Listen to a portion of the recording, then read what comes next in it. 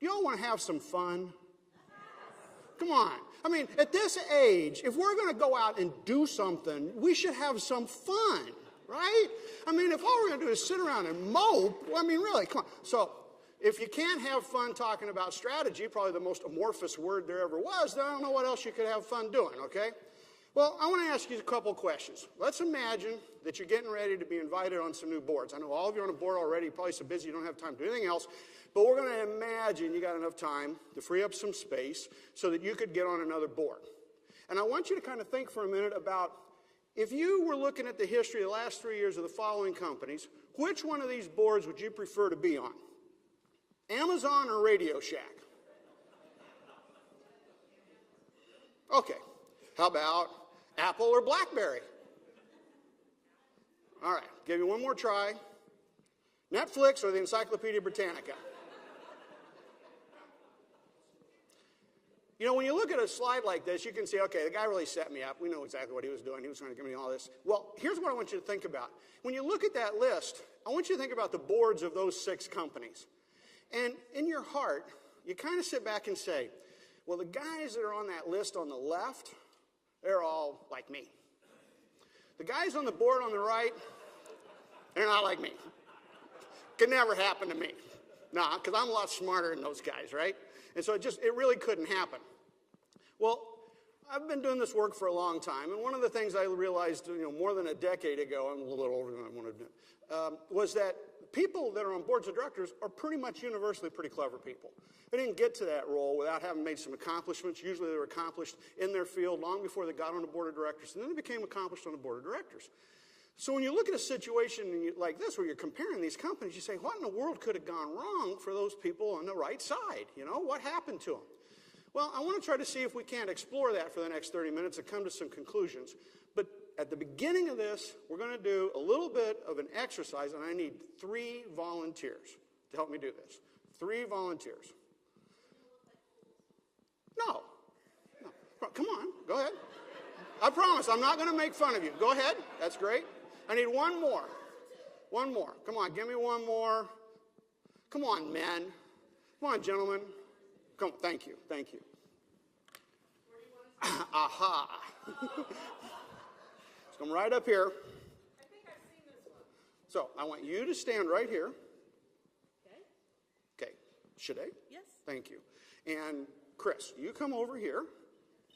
You're going to stand about right here. That's good. Step over one more to the right, just a little bit, okay? Okay. And then, Marcia, would you come here in the middle? And I want you to stand and put just right up here against this. Okay.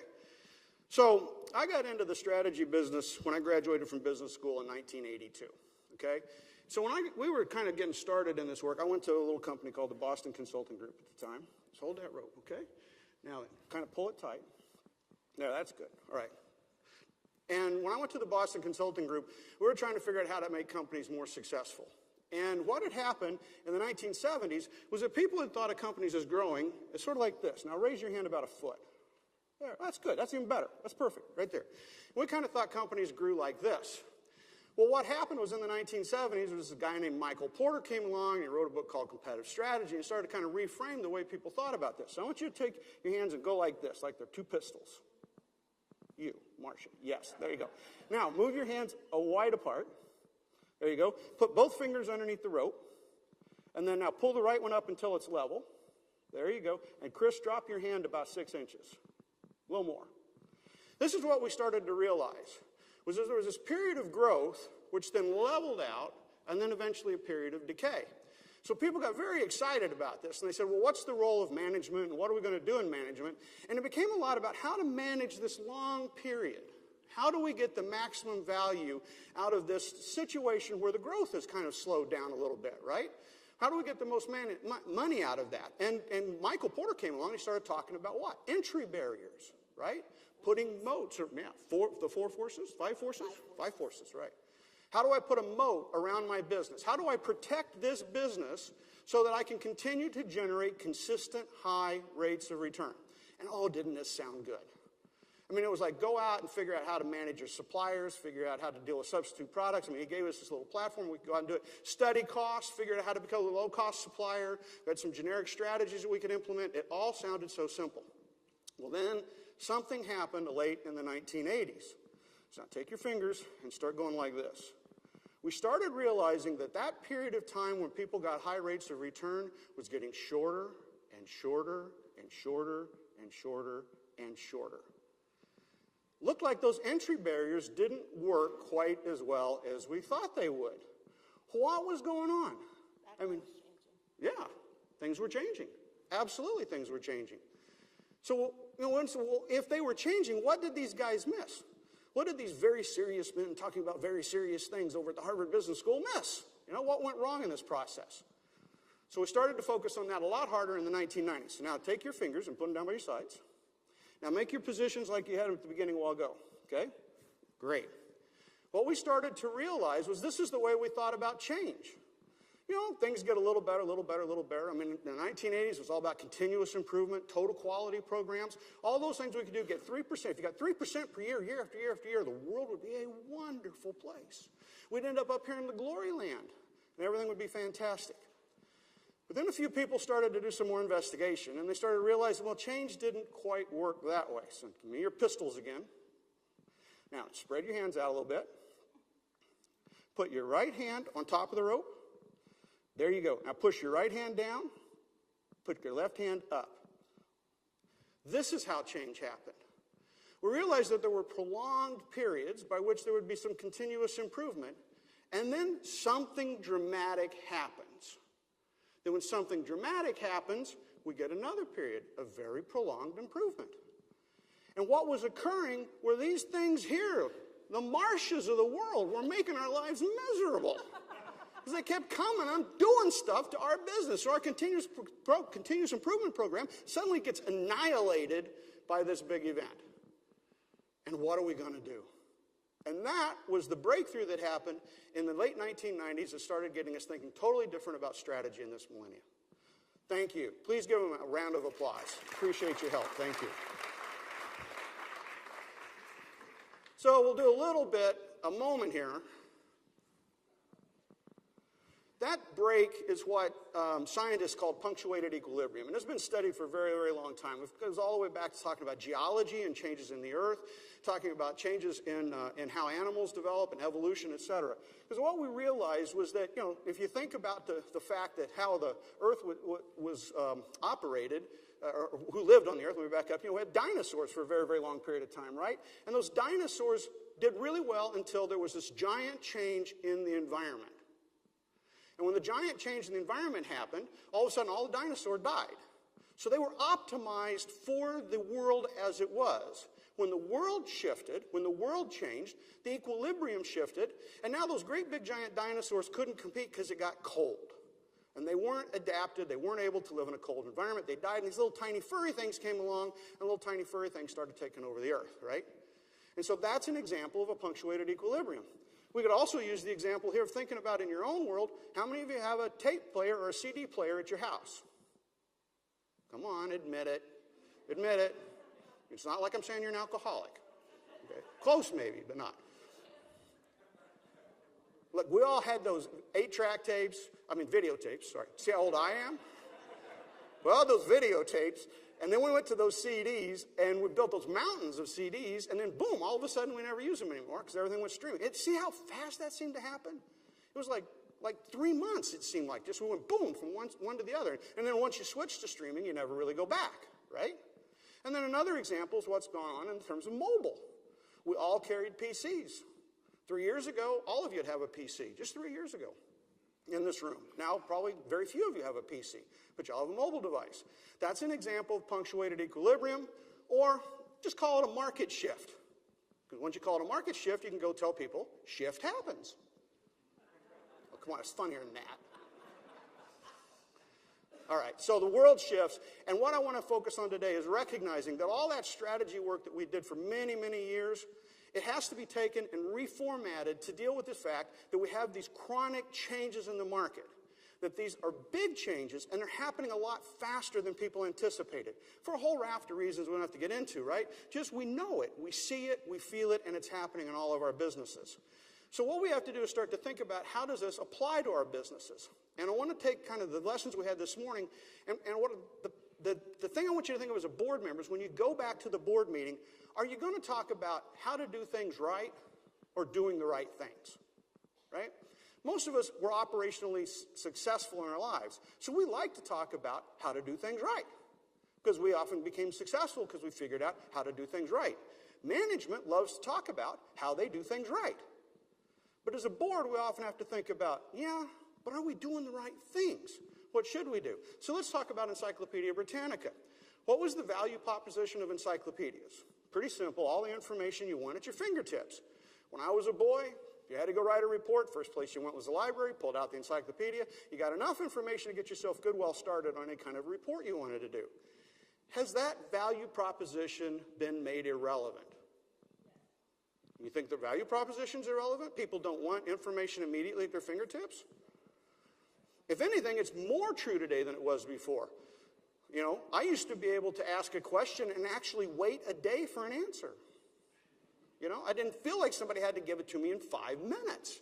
But now my anticipation is going to be very, very, very quick. So the value proposition is as strong as ever. Now, if they were born, these encyclopedia companies were born with that value proposition, what happened? Because the value proposition is still very strong. Well, let's think about what actually happens in a company and in a board meeting.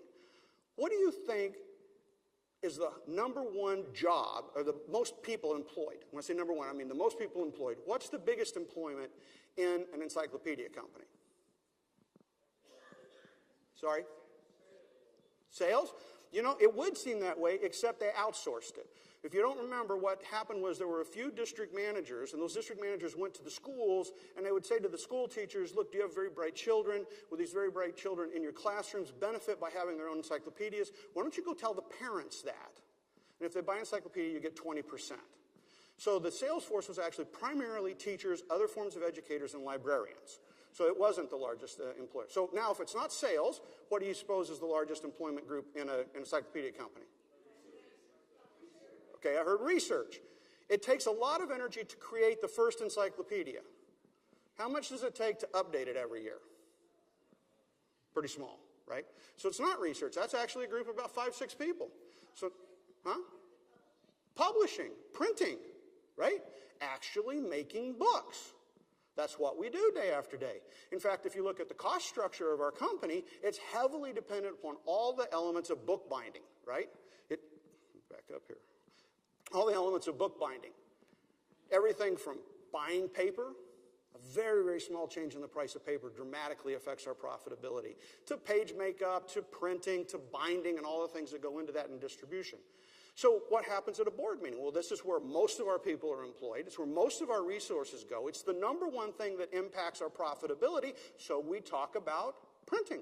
And we become experts at printing. And we get lots of presentations about pulp prices and future pulp prices and the price of paper and any new technologies that are related to bookbinding. Those become the nature of the conversation at our board meeting, right? How much is talking about new technology? I'm just talking about changes. So what happens is new technologies come along, like automated page makeup systems, right? And these actually are first adopted by the encyclopedia makers. They take this in because it lowers the cost of making books. They can automate the page makeup system. And that actually goes to PCs, so they become early adopters of personal computers, again, because it helps them be very successful at lowering the cost of making books. And then they find out that CD-ROMs and high-impact drives and all these kinds of technologies help them even better to make books, because now people in the field can type things up into their computers, send them in, and it's pre-formatted. You dump that into the page makeup system. I get rid of a lot of typesetting. So I continue to add and use this technology. I can ping the CD-ROMs in. I can get lots of illustrations off the CD-ROMs. I can keep making better and better and better books with all this new technology. Because after all, that's what I do. I make books. Right? So how simple it sounds? That's at my core. Now what happens is the PCs come along, they go to mobile. Of course, mobile leads, PC and the internet leads to the online sites, which leads to eventually the search engines. Remember Ask Jeeves before we had Google? And then, you know, all that combines into the Wikipedia, and pretty soon I'm irrelevant. I'm irrelevant. So what brought this together? Are we doing things right, or are we doing the right things?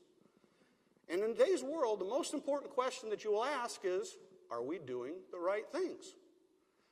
Because there'll constantly be a natural tendency to want to talk about, are we doing things right?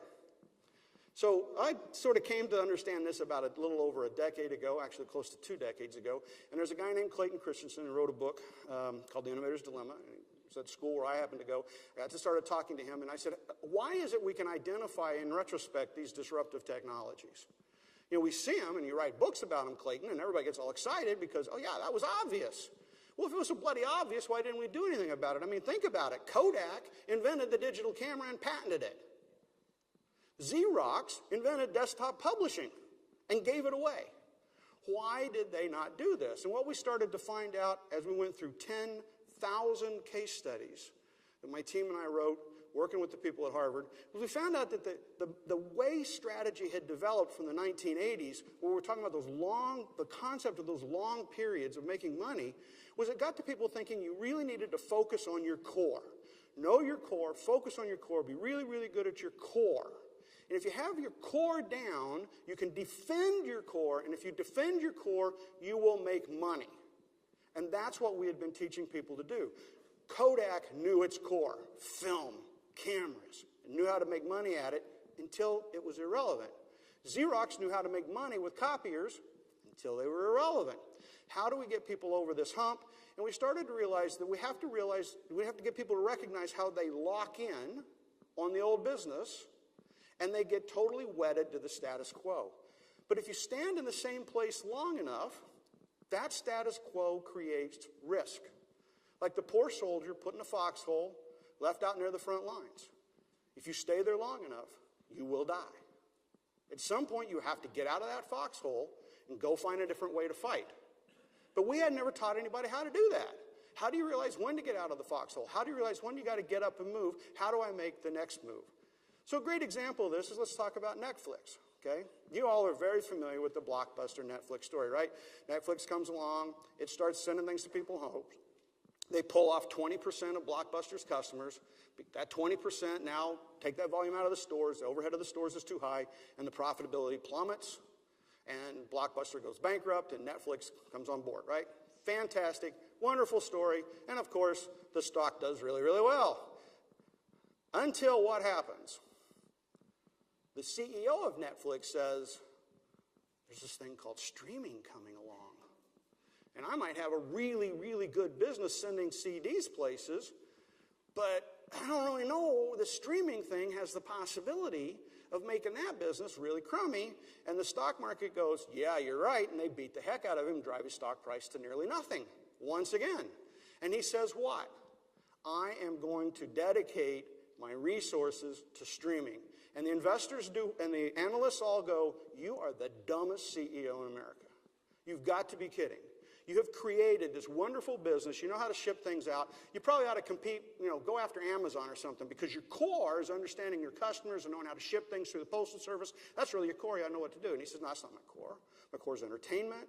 It's about delivering entertainment. And the next wave is going to be streaming. And I'm going to separate the two businesses. And I'm going to take all the money I can make out of CDs in the next 2 years. I'm going to pour it into the streaming business. Well, he's right. It works. Goes around the corner and he does really, really well, and the stock price shoots up again. 2 more years go by. Now what's happened? Stock price is in the tank again. Why? Because he stood up and he said, you know what? Streaming isn't enough to win anymore. I got Amazon that's streaming today. I got a lot of people that are streaming today. I have to have original content. I have to go out and make movies. And guys like Jim Cramer come on television and say, this guy must be a nut. He's an imbecile. He cannot produce television. That's the world of NBC and Disney and all those kinds of companies. And therefore, he doesn't understand the economic model. So therefore, we're going to punish him once again. But that's the world we live in when it comes to strategy today. And the term they like to use for this in Silicon Valley is the strategic pivot. But the strategic pivot is just sort of a fun word, but young people came up with it. Says, look around the corner, see what's coming next, and you have to resource what's coming next. You never get to rest on your laurels. You never get to sit and wait. You don't get to count the chips while you're sitting at the table, from an old song from years gone by, right? You got to keep playing the game. You got to keep investing. And as the good professor who gave the finance presentation before me earlier today said, you've got to keep investing in those things that earn above average rates of return. You can't just invest in what you always invested in because that's what you know how to do. You have to keep finding the new thing that earns the highest rate of return. So I'm going to give you some steps here. This, of course, you got these slides in your book. There's 4 steps we found out talking to a lot of companies that pulled this off. How do you do it? One, you got to be future-oriented. You got to be obsessive about the competition. You have to encourage disruption, and you have to force white space. So just real quickly run through these, and then we'll get into some, let you discuss these with the panel. So the first one is be future-oriented. When you go to a board meeting, do they give you some documents to look at in advance? Is it a lot of documents to look at in advance? Are they all about the future, or are they all about the past, right? They give you unbelievable amounts of data. We see, the divine creator in her infinite wisdom gave us infinite knowledge about the past and not one fact about the future. Not one. So we love to wallow in this data and analyze it 19 ways from Sunday and take our assumptions and figure out what the data means. But when it comes to spending time talking about the future, we get very reticent. We sit back, well, that's cloudy, I don't really know what's out there, and I can't speak with great comfort, and I'm an engineer by training. I can't use my engineering principles to try to discern great mathematical intuition into this stuff. It's very, very hard to talk about the future. But in reality, that's where you make all your money. You're going to make it in the future. Last quarter's over and done with. Pat yourself on the back, kick yourself in the boot, whatever you want to do about last quarter, it's over and done with. Give that 10% of your time, put most of your time in talking about the future. Because that's what you got to do if you want to be ready to compete in 2017, 2020, 2025. Number 2, focus on the customers and the competition, not what you do.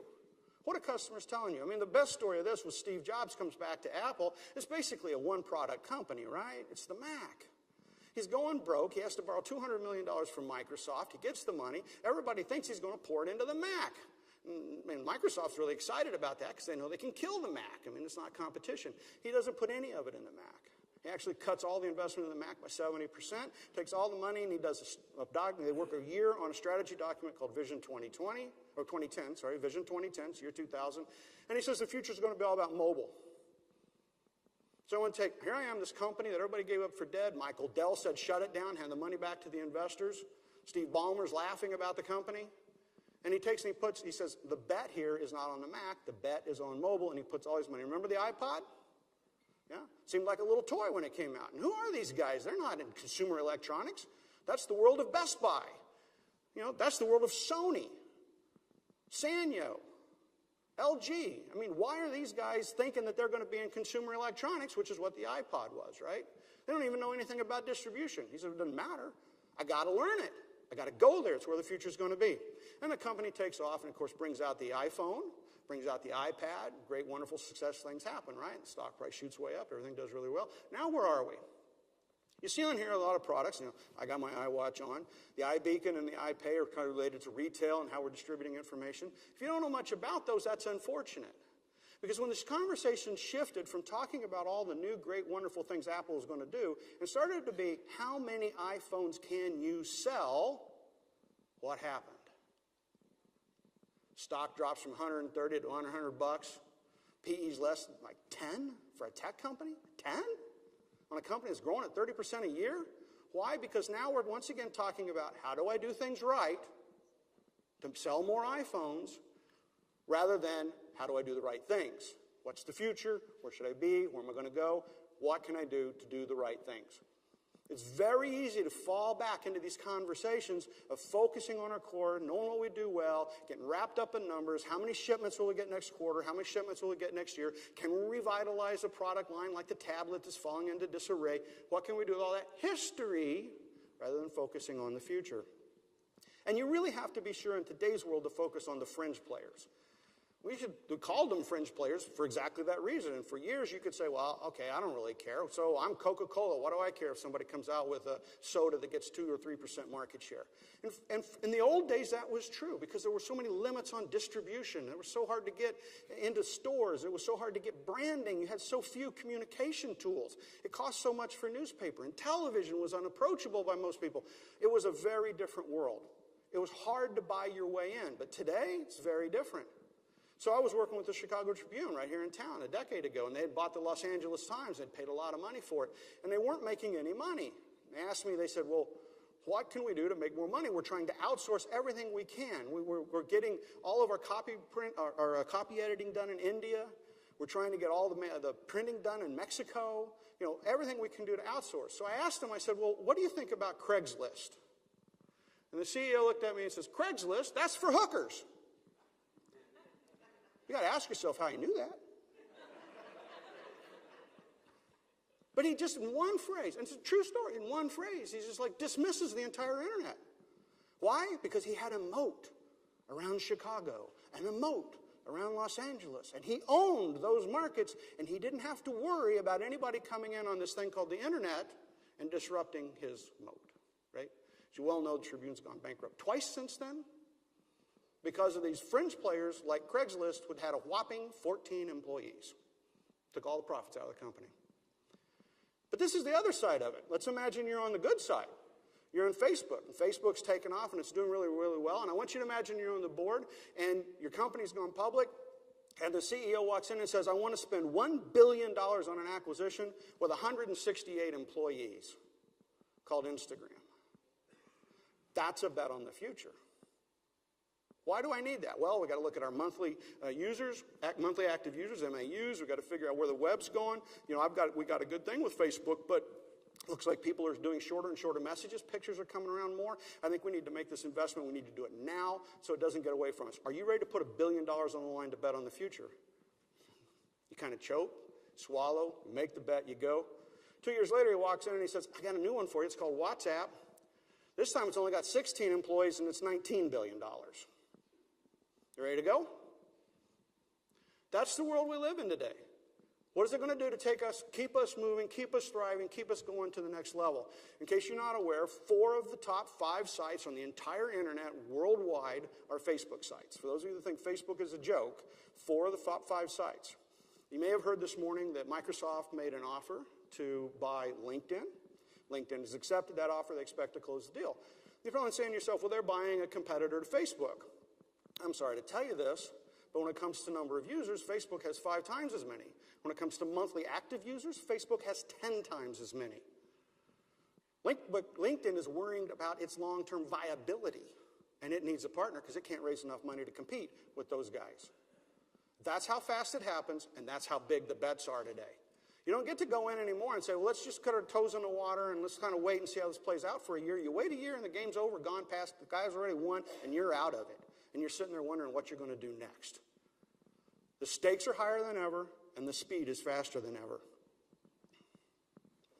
So you have to not only ask, how do I do things better, faster, cheaper? You really have to ask yourself, how can I be disruptive? And Amazon's a great example of that kind of a company. Right, remember they started off selling books on the internet? Then they became a retailer on the internet, right? And so we kind of like thought that was a little bit cute, except they figured out something that we'd never thought of before. They figured out they didn't have to keep the inventory. They could just put up a storefront for Donna Karen. They would take the order, send it to Donna Karen. Donna Karen would ship the product to the customer, and they'd keep 5%. So we had somebody that went into the retail business where the old answer used to be location, location, location. They did away with location. Then the answer was merchandising and inventory, and they did away with merchandising and inventory. I'm sorry, who's the low-cost supplier again? Who's going to be the low-cost player? If I don't have any real estate and I don't have any inventory, wow, kind of changes the game, right? But then that's not good enough. I want to be so good at this that nobody can come and catch my customer. So I want to come up with unique ways of looking at my product. The web looks one way, mobile looks in one way.